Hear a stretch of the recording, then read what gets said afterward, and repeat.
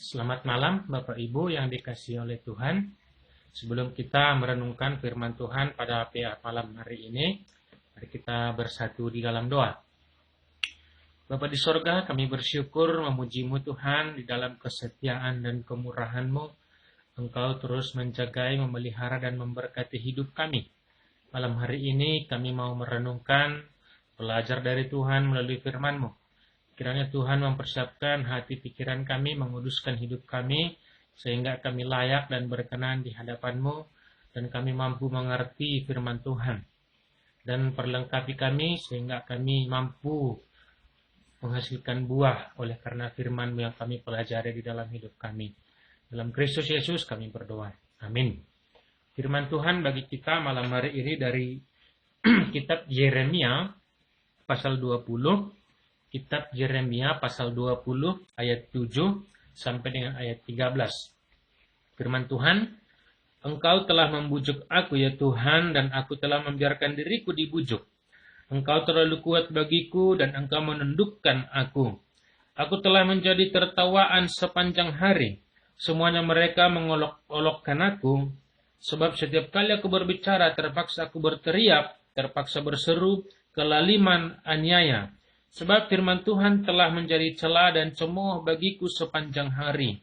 Tetapi apabila aku berpikir, aku tidak mau mengingat Dia dan tidak mau mengucapkan firman lagi demi namanya, maka dalam hatiku ada sesuatu yang seperti api yang menyala-nyala, terkurung dalam tulang-tulangku. Aku berlelah-lelah untuk menahannya, tetapi aku tidak sanggup. Aku telah mendengar bisikan banyak orang, kegentaran datang dari segala jurusan. Adukanlah dia, kita mau mengadukan dia. Sebab semua orang sahabat karibku mengintai apakah aku tersandung jatuh. Barangkali ia membiarkan dirinya dibujuk sehingga kita dapat mengalahkan dia dan dapat melakukan pembalasan kita terhadap dia. Tetapi Tuhan menyertai aku seperti pahlawan yang gagah. Sebab itu orang-orang yang mengejar aku akan tersandung jatuh dan mereka tidak dapat berbuat apa-apa. Mereka akan menjadi malu sekali, sebab mereka tidak berhasil. Suatu noda yang selama-lamanya tidak terlupakan. Ya Tuhan semesta alam yang menguji orang benar, yang dapat melihat batin dan hati, biarlah aku melihat pembalasan-Mu terhadap mereka. Sebab kepadamu-lah kuserahkan perkaraku. Menyanyilah untuk Tuhan, pujilah Tuhan. Sebab Ia telah melepaskan nyawa orang miskin dari tangan orang-orang yang berbuat jahat. Sampai sedemikian perbacaan firman Tuhan. Berbahagialah orang yang mendengarkan firman Tuhan dan memeliharanya dalam kehidupannya sehari-hari. Bapak Ibu yang dikasihi oleh Tuhan, tema kita pada malam hari ini adalah tetap setia melayani Tuhan. Ketika kita mendengarkan kata melayani, apakah yang mungkin biasanya tersirat, terbersit di dalam pikiran kita? Ada kebanyakan orang ketika mendengar kata melayani, maka yang dia pikirkan adalah apa? Melayani itu capek, melayani itu tidak akan dihargai, melayani itu rugi, melayani itu menghabiskan tenaga dan banyak waktu dan banyak hal, alasan-alasan sehingga orang tidak mau melayani di dalam kehidupannya sehari-hari. Karena banyak orang beranggapan bahwa melayani itu bukanlah suatu tugas yang harus dikerjakan, yang harus dilakukan oleh orang percaya. Tapi Bapak Ibu yang dikasihi oleh Tuhan, ketika kita mengaku bahwa kita adalah orang percaya, anak Allah, di dalamnya sekaligus terdapat panggilan bagi kita untuk melayani, bekerja bagi Tuhan, sebagai hamba Tuhan. Dan ketika kita berbicara sebagai hamba dan pelayan, Alkitab mengatakan bahwa seorang hamba, seorang pelayan itu dipakai kata doulos, yang artinya adalah budak. Ya, budak, hamba, yang harus melayani tuannya. Yang Tuhan kita adalah siapa? Tuhan Allah, Yesus Kristus yang telah memilih kita, yang memanggil kita. Dan memang dalam melakukan banyak pelayanan, akan ada banyak tantangan, akan ada banyak godaan, akan ada banyak hambatan yang kita alami dalam hidup kita. Seringkali orang yang setia melayani, giat melayani, itu diejek, diolok-olok oleh orang-orang di sekitarnya. Ya, saya pernah mendengarkan orang mengejek kami para pelayan, untuk apa sih melayani? Menghasilkan uang pun tidak. Tapi kita berlelah-lelah, tapi tidak menghasilkan apa-apa. Toh uang, makanan itu datangnya dari dapur, dari periuk, dari kuali. Sering sekali orang mengolok-olok para hamba-hamba Tuhan dengan alasan seperti itu. Melayani itu tidak menghasilkan apa-apa dalam hidup kita. Tetapi Bapak Ibu, sebagai orang percaya, orang yang mengaku dirinya sudah ditebus oleh Yesus Kristus, Tuhan dan Juru Selamat kita, maka sebagai rasa ucapan syukur kita atas berkat Tuhan yang telah dinyatakan bagi kita, maka kita harus melayani Tuhan. Harus setia melayani Tuhan sekalipun banyak masalah, sekalipun banyak tantangan yang harus kita hadapi di dalam hidup kita. Saya sering mendengar adik-adik pemuda yang saya bina di yayasan kami, bahwa ketika dia giat membaca firman Tuhan, bahkan melayani, bahkan orang tuanya sendiri mengejek. Untuk apa baca firman Tuhan? Untuk apa baca Alkitab? Alkitab itu tugasnya dibaca oleh apa? Para pendeta, para majelis dan segala macam. Bapak Ibu, sering kali orang-orang di sekitar kita memang menjadi penghambat, menjadi sandungan, mengejek ketika kita setia mengikut Tuhan, setia melayani Tuhan. Tetapi yang menjadi tugas dan tanggung jawab kita, yang menjadi panggilan kita adalah apa? Kita harus tetap setia melayani Tuhan. Nah, bagaimana kita supaya tetap setia melayani Tuhan? Kita dapat belajar dari seorang Yeremia yang kita baca pada malam hari ini. Bapak Ibu, Yeremia dipanggil Tuhan untuk melayani bangsa Israel, bangsa yang memberontak, melakukan kejahatan di hadapan Tuhan, dan tidak ada seorang pun yang mau mendengarkan apa yang Yeremia sampaikan. Bahkan nabi-nabi, imam-imam pada saat itu mereka bernubuat seperti nabi palsu, imam-imam palsu. Hanya Yeremia yang sungguh-sungguh menyatakan kebenaran, menyatakan firman Tuhan dengan benar kepada bangsa Israel, bangsa yang melawan Tuhan. Sehingga apa? Di dalam pelayanannya dia merasa sendirian.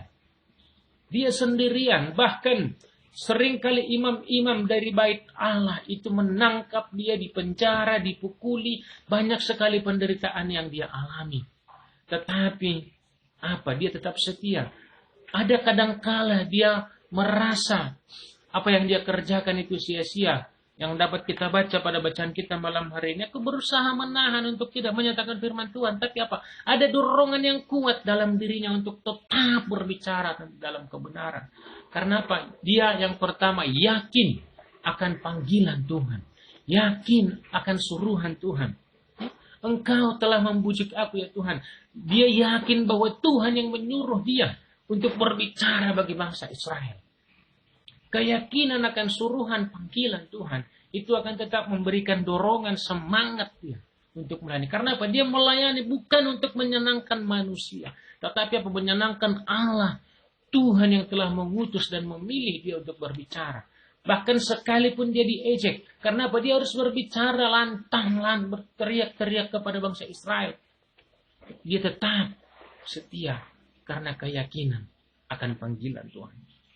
Kemudian yang kedua apa? Keyakinan akan penyertaan Tuhan. Ya.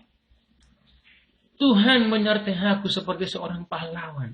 Dia yakin, sekalipun dia lemah, sekalipun dia sendirian, sekalipun banyak orang menentang dia, keyakinan akan penyertaan Tuhan di dalam pelayanannya, itu membuat dia tetap berani menyerukan kebenaran, berani menyatakan kebenaran, berani menyatakan firman Tuhan di dalam hidupnya.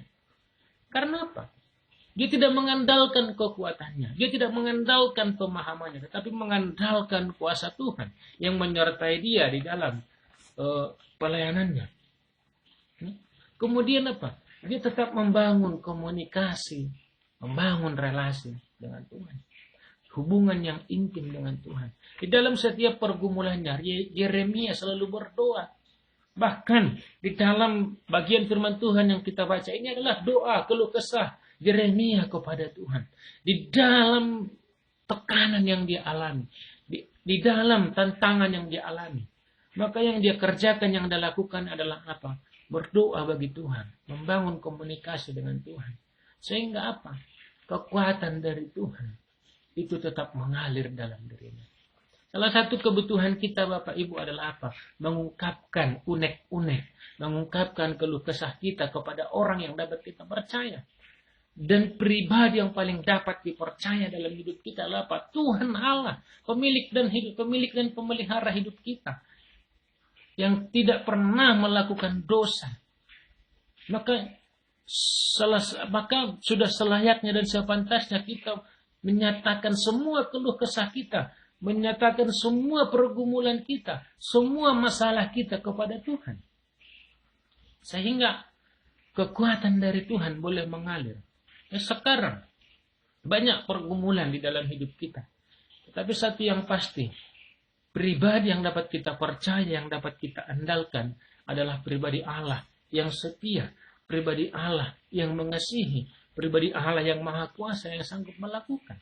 Maka jika kita memang memegang teguh bahwa hidup kita ini adalah yang dipilih, dipanggil, dan disertai oleh Tuhan, maka sudah seharusnya kita tidak perlu punya keraguan dan ketakutan di dalam melayani, di dalam menjalani hidup, di dalam melakukan. Ya. Maka tugas kita di dalam tetap setia melayani adalah apa? Menyerukan kebenaran, menegur orang yang salah. Ya. Tapi sering sekali kita membuat alasan, tidak mau menyatakan kesalahan orang, tidak mau menegur orang yang berbuat salah karena kita takut, kita diejek. Sok kudus. Kayak nggak pernah melakukan kesalahan aja. Kita merasa takut kita diejek. Bahwa kita dianggap sok kudus dan sebagainya. Sehingga kita takut, malu. Kemudian apa? Kita takut, kita disingkirkan, diasingkan. Bahkan kita mungkin akan dimusuhi. Tetapi yang menjadi tugas dan tanggung jawab kita adalah tetap setia. Sama seperti Yeremia, sekalipun dia ditolak di penjara, dianiaya, dia tetap setia melayani Tuhan. Dia tetap setia menyatakan kebenaran. Dia tetap setia menyatakan, menegur kesalahan orang. Sehingga apa? Berbalik kepada orang. Memang menyatakan kebenaran itu akan menyakitkan bagi orang yang mendengarnya. Sama seperti pada saat sekarang ini, orang sudah tidak mau lagi. Ya. Ketika kesalahannya ditegur dengan alasan apa? Itu kan hidupku, privasiku, dan segala macam. Memang benar apa yang dikatakan firman Tuhan. Ada kalanya orang tidak lagi mau mendengarkan ajaran sehat. Hanya mau mendengarkan ya, ajaran yang mengenakan telinga. Orang tidak mau lagi ditegur kesalahan. Orang tidak mau lagi ditegur dosanya dan disuruh bertobat, berpaling kepada Tuhan. Tetapi adalah orang sering sekarang mau mendengar bagaimanapun engkau akan diberkati. Tapi pada malam hari ini kita diingatkan tugas kita adalah apa? Menyatakan kesalahan. Sama seperti Yeremia yang terus berseru kepada bangsa Israel agar mereka bertobat meninggalkan kesalahan mereka. Maka hendaknya kita tetap setia melayani Tuhan di dalam hidup kita. Karena apa? Tuhan tetap menyertai. Tuhan tetap menolong. Tuhan tetap melindungi. Ya. Tugas kita bukan untuk membalaskan kesalahan orang. Tugas kita adalah menegur kesalahan orang. Tugas kita adalah apa? Menolong agar orang dapat bertobat dan meninggalkan kesalahannya. Maka selanjutnya adalah perkara antara orang yang kita tegur dengan Tuhan. Tugas kita hanya melakukan apa yang Tuhan suruh di dalam hidup kita itu apa? Melayani Dia. Menyatakan, menyampaikan firman-Nya kepada orang-orang di sekitar kita. Tuhan Yesus memberkati. Kita bersatu di dalam doa. Bapa di dalam surga, kami bersyukur berterima kasih Tuhan. Engkau mengingatkan kami akan tugas dan panggilan kami untuk melayani Tuhan di dalam hidup kami. Banyak tantangan, banyak masalah yang mungkin kami hadapi dalam melayani Tuhan. Tapi kami memohon biarlah kuasa-Mu menyertai kami. Pertolongan-Mu senantiasa terjadi dalam hidup kami. Dan kami berdoa Tuhan, di tengah-tengah pergumulan kami terus menggumulkan bangsa kami ini. Agar kiranya Tuhan pulihkan dan mengingatkan untuk seluruh masyarakat bangsa Indonesia untuk tetap menjaga hidupnya disiplin agar boleh memutus mata rantai penyakit COVID ini Tuhan. Dan kami berdoa bagi seluruh jemaat-Mu agar tetap setia melayani Tuhan, tetap setia berpengharapan kepada Tuhan sekalipun dalam masa-masa sulit di dalam hidup kami. Kami adalah umat-Mu, oleh karena itu bekerja dan berkarya dalam hidup kami. Dalam Kristus Yesus kami berdoa. Amin.